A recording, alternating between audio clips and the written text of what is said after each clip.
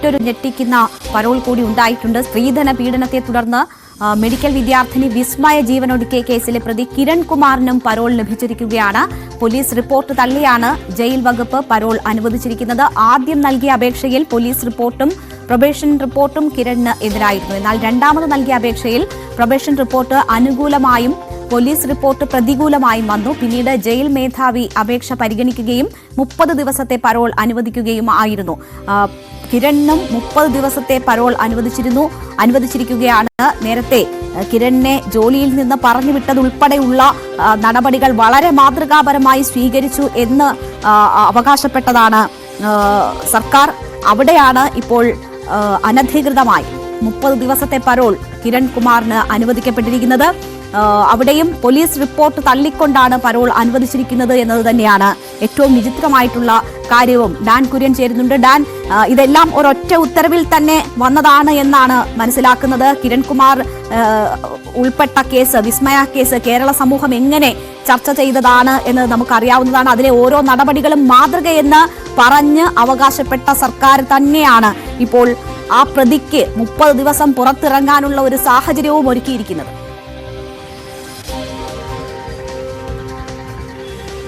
കേരളത്തിന്റെ നോവായി മാറിയതാണ് വിസ്മയുടെ ദാരുണമായ മരണം. അതായത് 2021 ജൂൺ 21 വിസ്മയുടെ ഭർത്താവ് കിരൺ കുമാറിന്റെ വസതിയിൽ മുറിക്കുള്ളിൽ തൂങ്ങി മരിച്ച നിലയിൽ വിസ്മയെ കണ്ടെത്തുന്നത്. വിവിധ വകുപ്പുകൾ ചുമത്തിക്കൊണ്ടാണ് സ്ത്രീധന ആത്മഹത്യ പ്രേരണാകുറ്റം ഉൾപ്പെടെയുള്ള വകുപ്പുകൾ ചുമത്തിയാണ് കിരൺ കുമാറിന് ശിക്ഷ വിധിച്ചത്. അസിസ്റ്റന്റ് മോട്ടോർ വെഹിക്കിൾ ഇൻസ്പെക്ടറായിരുന്നു. ആ ജോലിയിൽ നിന്ന് തന്നെ പിരിച്ചുവിടുന്ന സാഹചര്യം, അങ്ങനെയൊരു തീരുമാനമെടുക്കാനിടയായ സാഹചര്യത്തിന് കേരളം മുഴുവൻ പിന്തുണ നൽകുന്ന പശ്ചാത്തലം ഇതൊക്കെ ഉണ്ടായതാണ്. അങ്ങനെയൊരു കേസിലെ പ്രതിക്കാണ് ഇപ്പോൾ 30 ദിവസത്തേക്ക് പരോൾ അനുവദിച്ചുകൊണ്ടുള്ള ഉത്തരവ് പുറത്തു വന്നിരിക്കുന്നത്. ആദ്യം കിരണിന് ജാമ്യം അല്ലെങ്കിൽ പരോൾ അനുവദിക്കുന്നതുമായി ബന്ധപ്പെട്ട് പ്രൊബേഷൻ റിപ്പോർട്ടും പോലീസ് റിപ്പോർട്ടും എതിരായിരുന്നു. പക്ഷേ രണ്ടാമത് വീണ്ടും അപേക്ഷ സമർപ്പിക്കുന്ന സാഹചര്യമുണ്ടായപ്പോൾ ഒരു റിപ്പോർട്ട് അനുകൂലമായും മറ്റൊരു റിപ്പോർട്ട് പ്രതികൂലമായും വരുന്ന പശ്ചാത്തലമാണ് ഉണ്ടായത്. അതിനിടയിലാണ് 30 ദിവസത്തേക്ക് പരോൾ അനുവദിക്കാനുള്ള തീരുമാനം ജയിൽ മേധാവിയുടെ ഭാഗത്ത് നിന്ന് ഉണ്ടായിരിക്കുന്നത്. എന്തായാലും ഇങ്ങനെ ഈ വിവാദമായ കേസുകളിൽ ഉൾപ്പെട്ടിരിക്കുന്ന പ്രതികൾക്ക് 30 ദിവസത്തേക്ക് പരോൾ അനുവദിക്കാൻ വിചിത്രമായൊരു തീരുമാനം എടുത്തതിലൂടെ ജയിൽ വകുപ്പ് പരോൾ അനുവദിക്കുന്നതിന് വേണ്ടി മുമ്പോട്ട് വെച്ചിട്ടുള്ള മാനദണ്ഡങ്ങൾ അടക്കം വലിയ തരത്തിൽ ചോദ്യം ചെയ്യപ്പെടുന്ന ഒരു സാഹചര്യം ഉണ്ടായിരിക്കുകയാണ്. പക്ഷേ ഒരു കാര്യം എടുത്തു പറയേണ്ടതുണ്ട്. കർശനമായ ഉപാധികളോടെയാണ് കിരണിന് ജാമ്യം അനുവദിച്ചിരിക്കുന്നത്. വിസ്മയുടെ വീടിന്റെ പരിസരത്തേക്ക് പോകാനുള്ള യാതൊരു തരത്തിലുള്ള അവകാശവുമില്ല. അതോടൊപ്പം തന്നെ സാക്ഷികളെ സ്വാധീനിക്കുന്ന തരത്തിലുള്ള ഇടപെടലുകൾ ഒന്നും ഉണ്ടാകാൻ പാടില്ല എന്ന കർശനമായ വ്യവസ്ഥകളുണ്ട്. ഈ വ്യവസ്ഥകളെല്ലാം ഉൾക്കൊള്ളിച്ചുകൊണ്ടാണ് 30 ദിവസത്തേക്ക് പരോൾ അനുവദിച്ചിരിക്കുന്നത്. ഇതിൽ പോലീസ് റിപ്പോർട്ടും പ്രൊബേഷൻ റിപ്പോർട്ടും എതിരായി വരുന്ന ഒരു സാഹചര്യം ആദ്യം ഉണ്ടാകുന്നു. രണ്ടാമത് പ്രൊബേഷൻ റിപ്പോർട്ട് അനുകൂലമായി വരുന്നു. ഇങ്ങനെയൊക്കെ വന്നാൽ അതിൽ മാനദണ്ഡങ്ങൾ ഉണ്ടാകില്ലേ?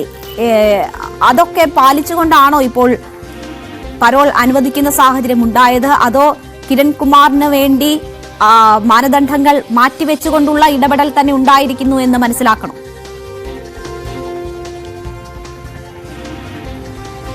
അങ്ങനെയല്ല. അതായത് ഇത്തരത്തിൽ അന്തേവാസികൾക്ക് പരോൾ അനുവദിക്കുന്ന കാര്യത്തിൽ പോലീസിന്റെ റിപ്പോർട്ടിന്റെയും പ്രൊബേഷൻ റിപ്പോർട്ടിന്റെയും പശ്ചാത്തലത്തിൽ ജയിൽ മേധാവി തന്നെയാണ് ഇക്കാര്യത്തിൽ വിവേചന അധികാരത്തോടെ തീരുമാനം എടുക്കുന്നത്. അതായത് അവരുടെ റിസ്കിലാണ്, അങ്ങനെ തന്നെ പറയേണ്ടി വരും. അങ്ങനെ ഒരു തീരുമാനം എടുക്കുന്നത് അവരുടെ റിസ്കിൽ തന്നെയാണ്.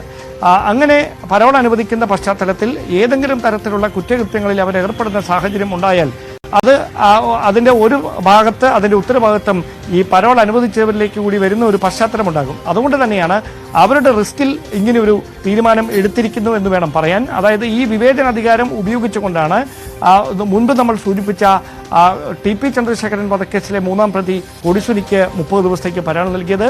അതേ വിവേചനാധികാരം ഉപയോഗിച്ചുകൊണ്ട് തന്നെയാണ് 30 ദിവസത്തേക്ക് വിസ്മയ കേസിലെ പ്രതിയായ അവരുടെ ഭർത്താവ് കൂടിയായ കിരൺ കുമാറിനും ഇങ്ങനെ 30 ദിവസത്തേക്ക് പരോൾ അനുവദിക്കുന്ന സാഹചര്യം ഉണ്ടായിരിക്കുന്നത്. എന്തായാലും ഇത് വലിയ തരത്തിൽ വിവാദമായി മാറുന്ന ഒരു പശ്ചാത്തലത്തിൽ പരോൾ അനുവദിക്കുന്നതിനുള്ള മാനദണ്ഡങ്ങൾ അടക്കം വലിയ തരത്തിൽ ചർച്ച ചെയ്യപ്പെടുന്ന സാഹചര്യത്തിലേക്കാണ് കാര്യങ്ങൾ എത്തുന്നത്. തുടരുക ഡാൻ. ഇപ്പോൾ ശ്രീമതി ബിന്ദു കൃഷ്ണ നമുക്കൊപ്പം ടെലിഫോൺ ലൈൻ ചേരുകയാണ്. ബിന്ദു കൃഷ്ണ, വിസ്മയ കേസ് കേരളം എങ്ങനെ ചർച്ച ചെയ്തതാണ് എന്ന് നമുക്കറിയാം. അതിൽ കിരൺകുമാറിന് ജോലി നഷ്ടപ്പെടുന്ന സാഹചര്യമൊക്കെ മാതൃകാപരമായി തന്നെ കണ്ടിരുന്നതാണ്. പക്ഷേ ഇപ്പോൾ 30 ദിവസത്തെ പരോൾ അനുവദിച്ചിരിക്കുന്നു. അതും റിപ്പോർട്ടുകൾ എതിരായിട്ടും പരോൾ അനുവദിക്കപ്പെടുന്ന ഒരു സാഹചര്യം ഉണ്ടായിരിക്കുന്നു. അതിനെ താങ്കൾ എങ്ങനെയാണ് നോക്കിക്കാണുന്നത്? കേരളത്തിലെ ഗവൺമെന്റ് കുറ്റവാളികളോടൊപ്പമാണ് എന്ന് ഓരോ കേസിലും നമുക്ക് വ്യക്തമാകുന്നതാണ്. ഈ ഉത്ര വധക്കേസ് ഉണ്ടായ നാളുകളിൽ കേരള പോലീസ്, അഞ്ചൽ പോലീസ് ഈ കേസ് അട്ടിമറിക്കാൻ ആണ് ആദ്യഘട്ടത്തിൽ ശ്രമിച്ചത്. പിന്നീട് വലിയ ജനകീയ പ്രക്ഷോഭങ്ങൾക്കൊടുവിലാണ് ഈ ഉത്ര വധക്കേസിന്റെ അന്വേഷണം നടക്കുകയും വിസ്മയ